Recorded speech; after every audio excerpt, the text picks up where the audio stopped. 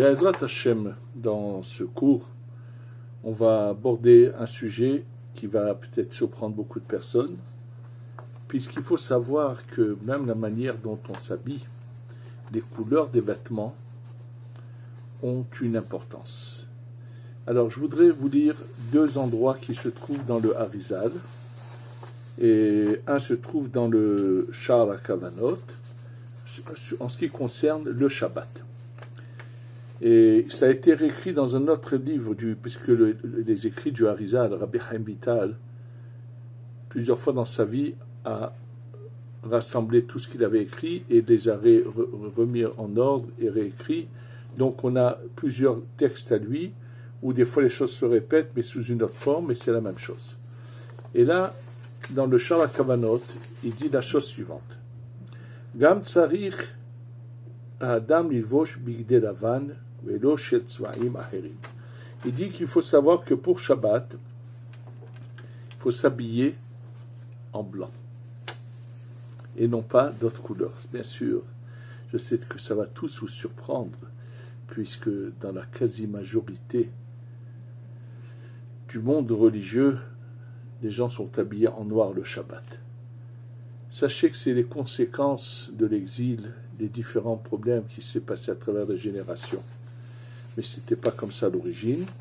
Et en Afrique du Nord, et même dans les autres pays où se trouvaient des communautés séfarades comme au Moyen-Orient, ils s'habillaient à l'origine en blanc avec des djellabiyas ou des longues tuniques blanches le Shabbat, et non pas les tenues qui se sont répandues d'Europe. Moi je vous dis, et regardez la suite du Harizal, il dit Rabbi Chaim Vital, Vekibalti Memori, j'ai eu une transmission de mon maître, c'est-à-dire Rabbi Chaim Vital parle ici de ce que lui a transmis Rabbi Yitzhak Luria, celui qu'on appelle le Harizal.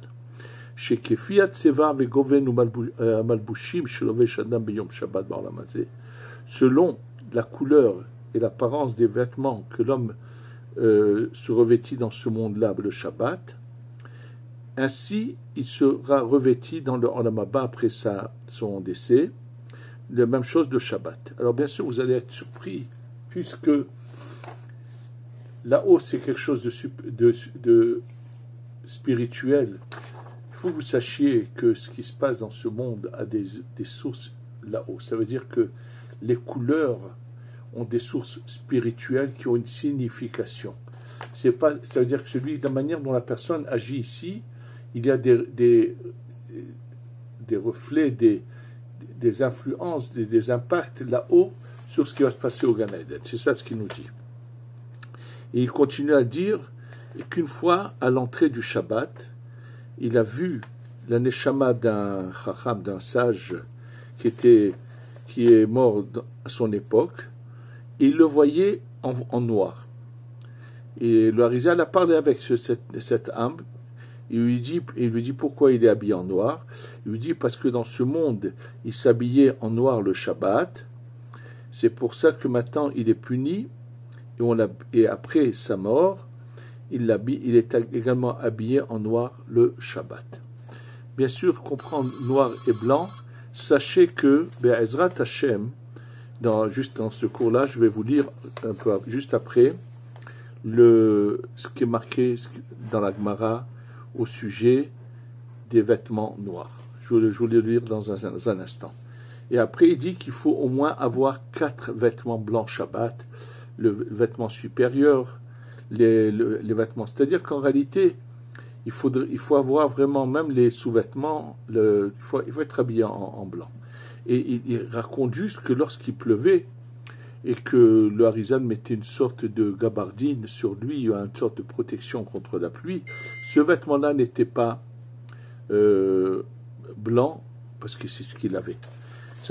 Et je vous dis, quelque chose de semblable est écrit dans un autre endroit, dans un autre écrit de la même chose à plus ou moins, où il en parle, et il explique pourquoi il faut absolument 4 vêtements. Il fait des comparaisons avec le Kohen, et que ça l'encontre du nom de Dieu Yud-Ke Vav-Ke, et c'est ce qu'il dit. Maintenant, bien sûr, on va essayer un peu d'expliquer les choses, et pour les comprendre, Je vais vous lire ce que la Gemara nous enseigne dans deux endroits. En fait, la Gemara essentielle se trouve dans la Gemara qui s'appelle Moed Katan, page 17.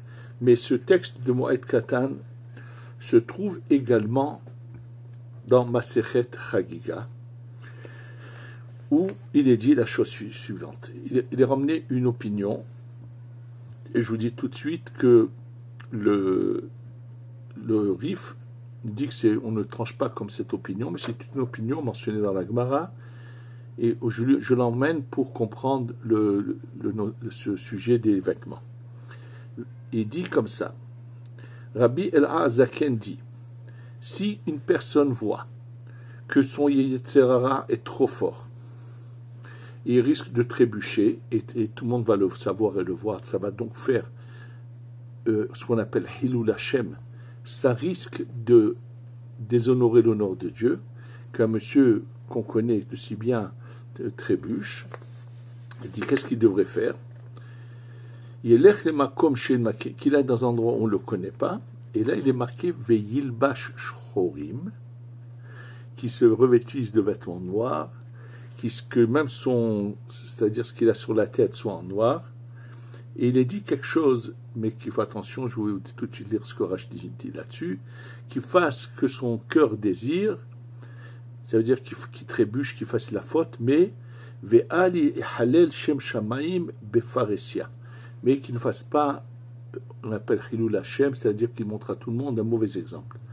La Gemara dit comment on peut dire une chose pareille. La Gemara dit s'il s'agit de quelqu'un qui voit qu'il ne va pas tenir. De toute façon, la halakha n'a pas été tranchée ainsi, comme le dit le Rif. Le Rif dit la yirat shamaim, la crainte de Dieu, c'est quelque chose qu'il faut absolument savoir s'imposer et ne jamais se donner des tolérances de trébucher.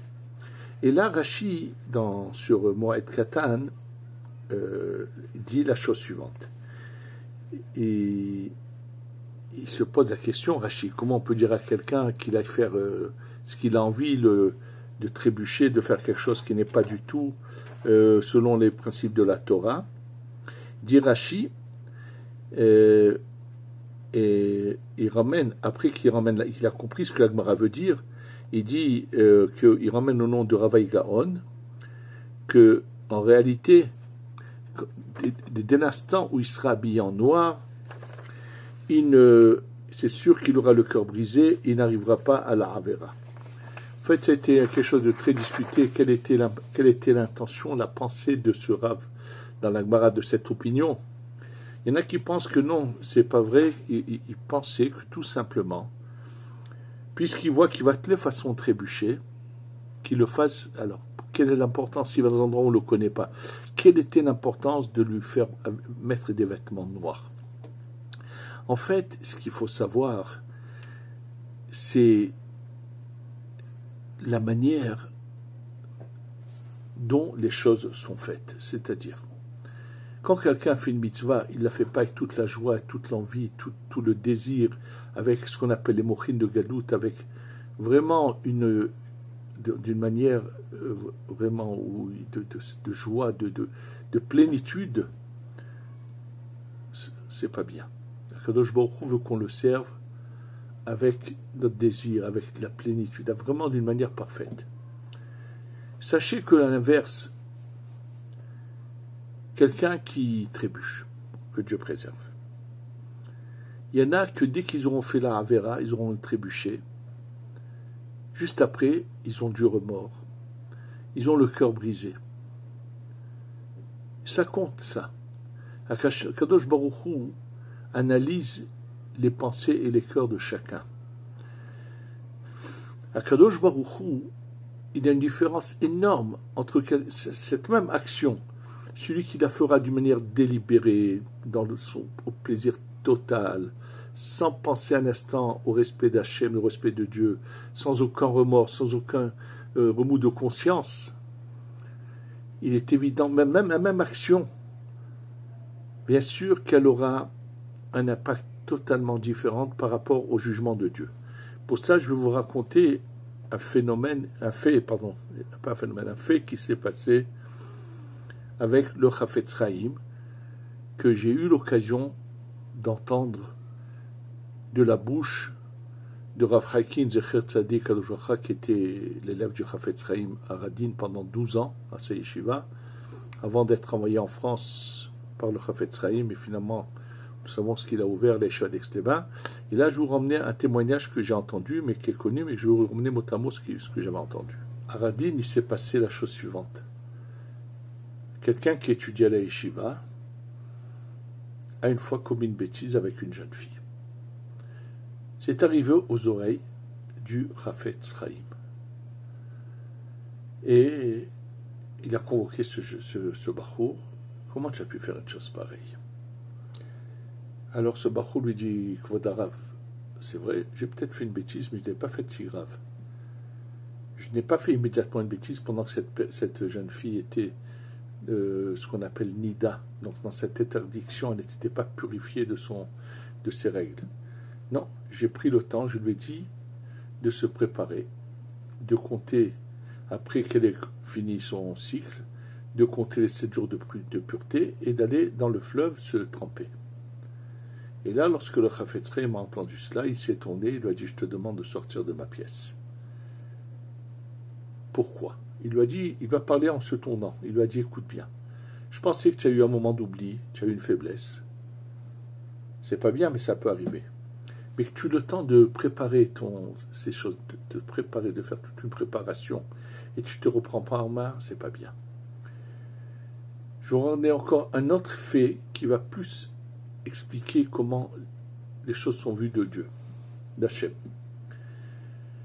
Il y a une halakha qui dit que quelqu'un qui dénonce les gens du peuple d'Israël aux autorités dans les pays en dehors d'Eretz Israël, qui dénonçait et qui donc faisait du mal au peuple, ça s'appelle un Moser, qu'il y a des moyens qui nous permettent, même actuellement où nous n'avons pas le Sanhedrin, de faire disparaître cette personne.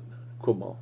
Si on le voit qu'il est rentré sous l'eau, il se trempe, il est au mikvé ou il est n'importe où, il est rentré sous l'eau, on peut venir, pendant qu'il est sous l'eau, lui tenir la tête jusqu'à qu'il ne puisse pas ressortir, et il disparaît comme ça.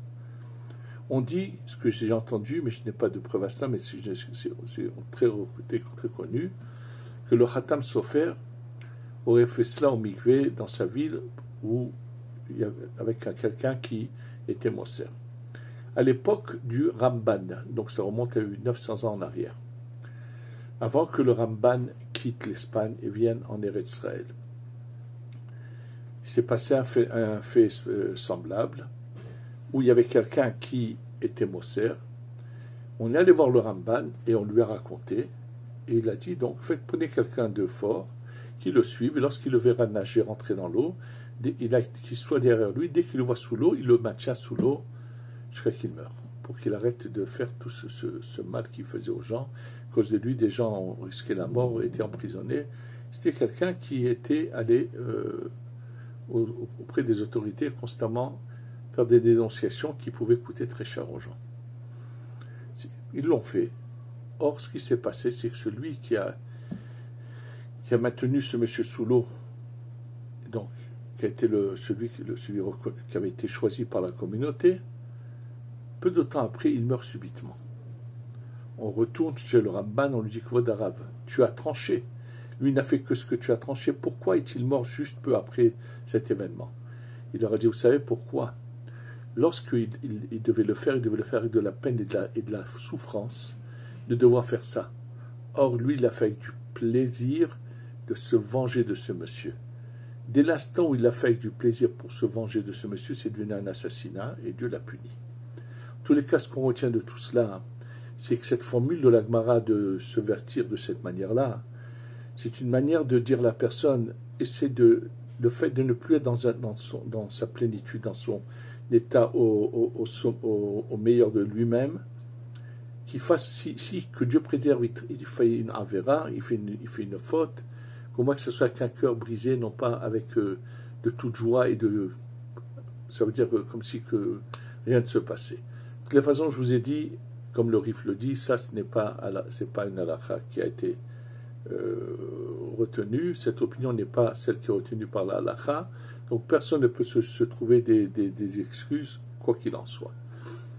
Le fait, ce que j'ai emmené ça, c'est juste pour montrer une chose, que c'est pas par hasard que tu utilisais les couleurs pour briser le cœur de quelqu'un. Donc il est évident que ce qui s'est passé, pourquoi aujourd'hui on assiste à cela, je n'en sais rien. Sachez que pendant plusieurs générations, les élèves du Baal Shem Tov et beaucoup de Admourim de Tzadikim s'habillaient en blanc le Shabbat. Ça a continué jusqu'à Zidichov et Komarna, et je ne sais pas à la suite de quoi ça s'est arrêté, et pour les raisons je ne les connais pas non plus. En tous les cas, aujourd'hui, Baruch Hashem, il y a un grand nombre de gens qui reviennent aux écrits du Harizal, et ici, là je vous parle de Yerushalayim, et ils sont très nombreux, on est nombreux, Baruch Hashem aujourd'hui de plus en plus, à le Shabbat, s'habiller en blanc, et non pas, et revenir à nos sources, à nos origines, et faire et appliquer ce que le Harizal a dit.